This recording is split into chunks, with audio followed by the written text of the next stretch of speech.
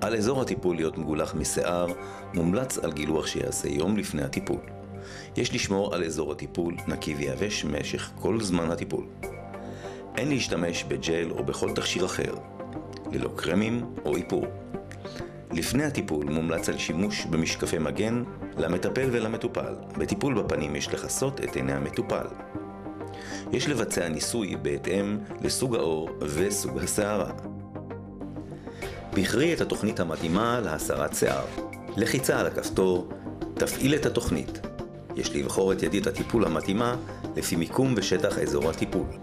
בחרי את התוכנית להסרת שיער. לחיצה על הכפתור המרכזי, תפעיל את התוכנית. בוחרים את הידית המתאימה לטיפול בלחיצה על הלחצן הסמוך לידית שנבחרה.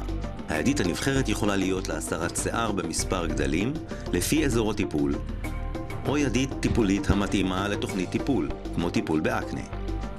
בוחרים את עוצמת הטיפול. כדי להפיק הבזקי עור, יש ללחוץ על הדוושה ועל הלחצן הצהוב שנמצא על גבי ידית הטיפול. לחיצה קבועה תיצור רצף של הבזקים, בעוד של לחיצה יחידה תיצור הבזק אחד בלבד. בין הבזק להבזק באזור הטיפול יש להרים את ידית הטיפול ולהניח אותה על מקום הטיפול הבא.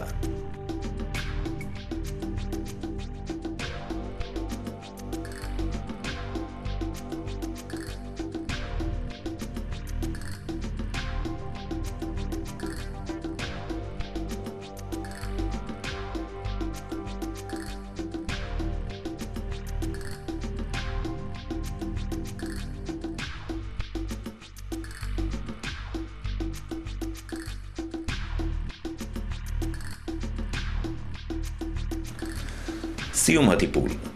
אדמומיות קלה עשויה להופיע אחרי הטיפול או תחושת צריבה זמנית. יש להגן על האזור המטופל מפני קרינת שמש או שיזוף. יש להשתמש בתכשירי הגנה של 25 SPF לפחות לתקופה של כ4 ימים לאחר הטיפול. הטיפול הבא באותו אזור לא ייעשה לפני תום תקופה של כ6 שבועות.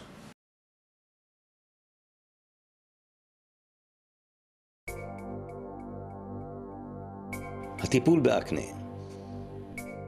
לפני הטיפול,